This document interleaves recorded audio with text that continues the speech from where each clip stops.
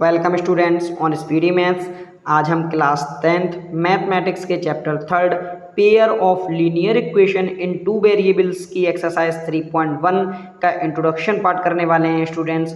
इस introduction part में हम एक्सरसाइज 3.1 से रिलेटेड जितने भी इंपॉर्टेंट फैक्ट हैं उन्हें डिस्कस करेंगे। तो चलिए शुरू करते हैं। सबसे पहले स्टूडेंट्स, जो हमें चैप्टर 3 का नेम दिया गया है इसे समझते हैं कि इसमें क्या खास है। अब आप गौर से देखिए, यहाँ पर है पेयर ऑफ लीनियर इक्वेशन।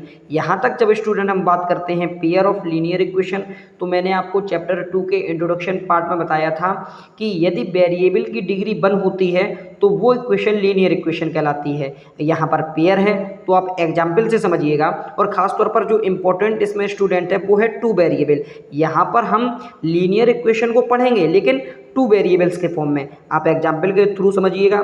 जैसे मैं लिखूँ 2x plus 3y is equal to 4, यहाँ पर लिख लूँ 5x plus 7y is equal to 2। Student अब आप गौर से देखिएगा, यहाँ पर मैंने कहा है पेयर ऑफ लीनियर इक्वेशन, तो आप देखिए मैंने दो लीनियर इक्वेशन का पेयर ले लिया है। उसके बाद वो कहते हैं कि टू वेरिएबल भी होने चाहिए, तो देखिए आप यहाँ पर x और y दो वेरिएबल हैं। इस प्रकार से ये जो हमारा एग्जाम्पल है ये pair of linear equation in two variable को शो ऑफ करता है। तो चलिए अब हम चलते हैं एक्सरसाइज 3.1 के इंट्रोडक्शन पार्ट के कॉन्सेप्ट्स पर। स्टूडेंट्स अब हम यहाँ पर एक्सरसाइज 3.1 से रिलेटेड जितने भी इंपॉर्टेंट कॉन्सेप्ट हैं इन्हें पढ़ेंगे। तो सबसे पहला कॉन्सेप्ट जो स्टूडेंट हैं, इस पहले कॉन्सेप्ट में हमें दो लीनियर इक्वेशंस दी गई हैं। अब आप देखिएगा, जो फर्स्ट है हमारी वो है x minus 2y is equal to 0, second है 3x plus 4y minus 20 is equal to 0। Students इसे हम इसकी प्रिंसिपल जो इक्वेशन होती है लीनियर इक्वेशन उससे हम कंपेयर करते हैं। तो हमने डाला है ऑन कंपेयरिंग, हम फर्स्ट वाले को करते हैं a1x plus b1y plus c1 is equal to 0, फिर हम सेकंड वाले को करते हैं a2x plus b2y plus c2 is equal to 0 से। स्टूडेंट अब आप देखिएगा यहाँ पर x का जो वेरिएबल कोफिशिएंट है वो a1 है, तो यहाँ पर हम स्टूडेंट 1 मान सकते हैं, तो मैंने लिखा है a1 इज इक्वल टू 1। ठीक इसी प्रकार से स्टूडेंट यहाँ पर y का जो कोफिशिएंट है वो b1 है, यहाँ पर माइनस का 2 है, तो b1 की वैल्यू स्टूडेंट हमारी माइनस के 2 आती है। यहाँ पर देख लीजिए फर्स्ट वाले जो आपका लीनियर इक्वेशन है उसमें कोई भी कांस्टेंट नहीं है, इसी वजह से हम इसकी वैल्यू c1 की 0 मानते हैं।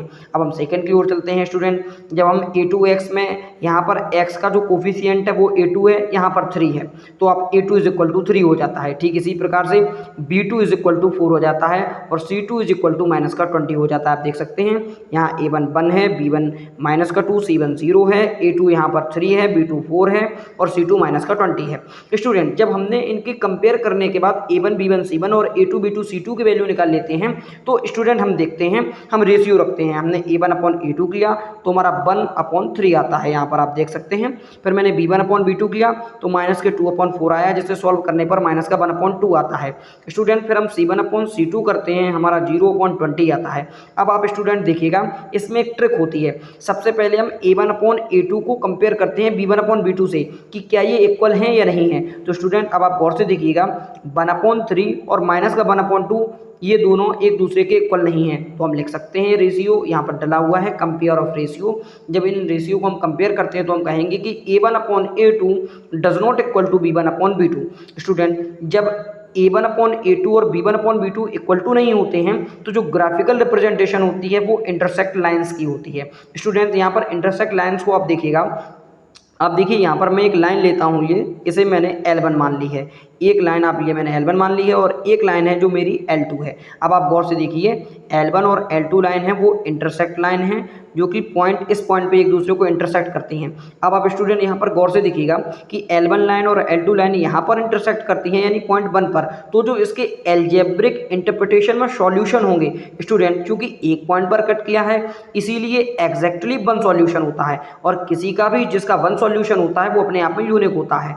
तो इंटरसेक्टिंग लाइंस के जो एल्जेब्रिक इंटरप्रिटेशन है वो एग्जैक्टली 1 सॉल्यूशन जो कि यूनिक होता है। यहाँ पर एक बात और इंपॉर्टेंट है स्टूडेंट्स कि जो हमारी इंटरसेक्ट लाइंस होती हैं वो consistent pair of linear equation को भी शो करती हैं। ये किस प्रकार का होता है हम एक्सरसाइज में डिटेल में समझेंगे इसे। चलिए चलते हैं नेक्स्ट कॉन्सेप्ट पर। स्टूडेंट्स अब हम पेयर ऑफ लाइंस के जो कॉन्सेप्ट है सेकंड वाला उसे देखते हैं। यहाँ पर हमें लीनियर इक्वेशंस दी गई हैं 2x + 3y - 9 = 0 and 4x + 6y - 18 = 0। Student जैसा कि हमने पहले वाले में किया था सेम प्रोसेस यहाँ भी करेंगे। अब हम कंपेयर करते हैं इसकी जो प्रिंसिपल इक्वेशंस होती हैं उनसे।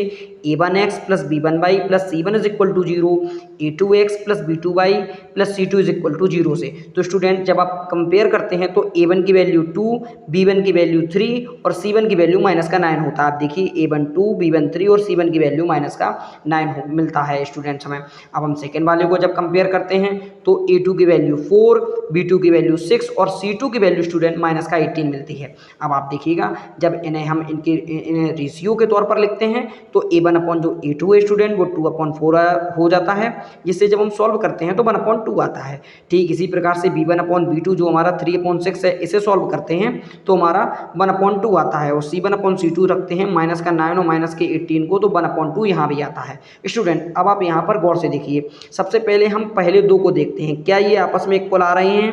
तो आप देखिए a1 अपॉन a2 की वैल्यू 1/2 है, b1 अपॉन b2 की वैल्यू भी 1/2 है। जब ये दोनों स्टूडेंट वैल्यू इक्वल हो जाएं तब हम तीसरे को चेक करते हैं कि क्या तीसरा भी इक्वल है। तो जब हम इन्हें भी चेक करते हैं तो स्टूडेंट आप गौर से देखिए 1/2, 1/2 और 1/2 तीनों ही इक्वल हैं। तो इस प्रकार से जब हम इसकी रेशियो को कंपेयर करते हैं तो हम लिखते हैं a1 upon a2 = b1 upon b2 = c1 upon c2। ये बेहद बेहतरीन कॉन्सेप्ट है स्टूडेंट, इन्हें आप याद रखिएगा जब कभी भी आप क्वेश्चन करेंगे इनका यूज होगा। तो a1 upon a2, b1 upon b2, c1 upon c2 जो है स्टूडेंट्स ये ग्राफिकल तौर पर कोइंसिडेंट लाइंस को शो करता है। यहाँ पर मन में एक प्रश्न उठेगा कि कोइंसिडेंट लाइंस आखिर होती कैसी हैं। तो स्टूडेंट आप देखिएगा जैसे मैं इसे लाइन L1 मान लूँ, अब जो हमारी लाइन दूसरी होगी L2 वो इसी को ओवरलैप कर रही होगी। मैं यहाँ से इसे पॉइंट को इस तरीके से दिखा देता हूँ, ये हमारी L1 है। तो स्टूडेंट जो दूसरी लाइन होगी वो हमारी ये होगी, यहाँ पर हम इसी को L2 मान लेते हैं। L2 जो लाइन है हमारी वो लाइन L1 को ओवरलैप करेगी, यानी एक दूसरे के जस्ट ऊपर होंगी। तो आप देखिएगा इसके कई पॉइंट्स यानी कि इन्फिनाइट पॉइंट्स L1 लाइन को टच करते हैं। तो जब इन्फिनाइट लाइन एक दूसरे को टच करेंगे तो जो इसके एल्जेब्रिक इंटरप्रिटेशन होगा स्टूडेंट, जो इसके सॉल्यूशन होंगे वो भी होंगे infinitely many solution. Students coincident lines dependent pair of linear equation को शो करती हैं। इसे डिटेल में हम एक्सरसाइज में समझेंगे।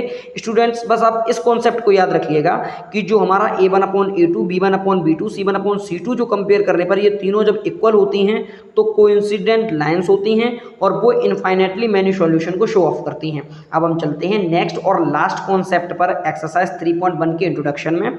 तो इसे देखिएगा, इसमें दिया गया है x + 2y - 4 = 0, 2x + 4y - 12 = 0। Student जब इसे कंपेयर करते हैं तो a1 की वैल्यू 1, b1 की 2 और c1 की -4 आती है, a2 की वैल्यू 2, b2 की 4 और c2 की वैल्यू -12 आती है।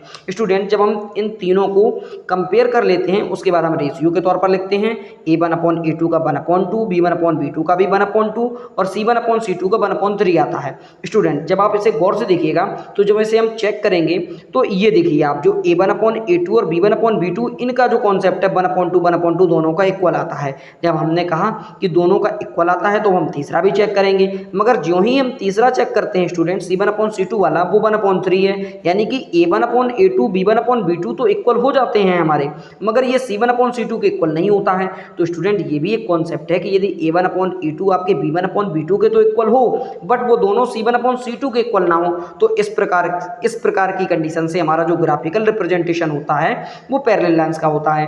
पैरेलल लाइंस को आप सभी जानते होंगे, मैं फिर भी लेकिन बता दे रहा हूँ। जैसे मान लीजिएगा ये लाइन L1 है और एक लाइन में खींच लेता हूँ L2, यानी वो लाइन है जो एक दूसरे को कभी टच नहीं करती हैं, पैरेलल कही जाती हैं। स्टूडेंट जब ये टच ही नहीं करती हैं तो इनके जो सॉल्यूशन होते हैं, तभी मैंने लिखा है जब टच ही नहीं करेंगी तो नो सॉल्यूशन होता है।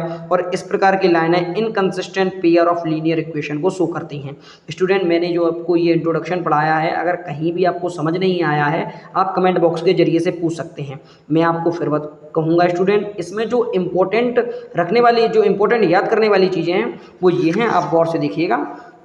कि जब हम रेशियो को कंपेयर करते हैं, यदि a1/a2 b1/b2 के डज नॉट इक्वल है तो इंटरसेक्ट लाइन होती हैं, वो एक पॉइंट पर इंटरसेक्ट करती हैं, इसीलिए वन सॉल्यूशन होता है और वो कंसिस्टेंट होती हैं। ठीक इसी प्रकार से स्टूडेंट जब हम देखेंगे कि जो हमारा a1/a2 b1/b2 c1/c2 तीनों ही इक्वल होते हैं, तब हमारा कोइंसिडेंट लाइन होती हैं, वो एक दूसरे को ओवरलैप करती हैं इनफाइनाइट पॉइंट्स पर, तो उनके सॉल्यूशन भी इनफाइनाइटली मैनी सॉल्यूशन होते हैं। इसी प्रकार से यदि a1/a2 b1/b2 के तो इक्वल है मगर c1/c2 के नहीं है, तो वो पैरेलल लाइंस होती हैं और पैरेलल लाइंस एक दूसरे को कहीं भी टच नहीं करती हैं, इसीलिए उनका सॉल्यूशन नो होता है। और इस प्रकार की line inconsistent pair of linear equation को शो करती हैं। कोई भी कॉन्सेप्ट अगर समझ में ना आया हो आप कमेंट बॉक्स के जरिए से पूछ सकते हैं स्टूडेंट। आपने पूरा वीडियो देखा, इसके लिए बहुत बहुत धन्यवाद। Thank you.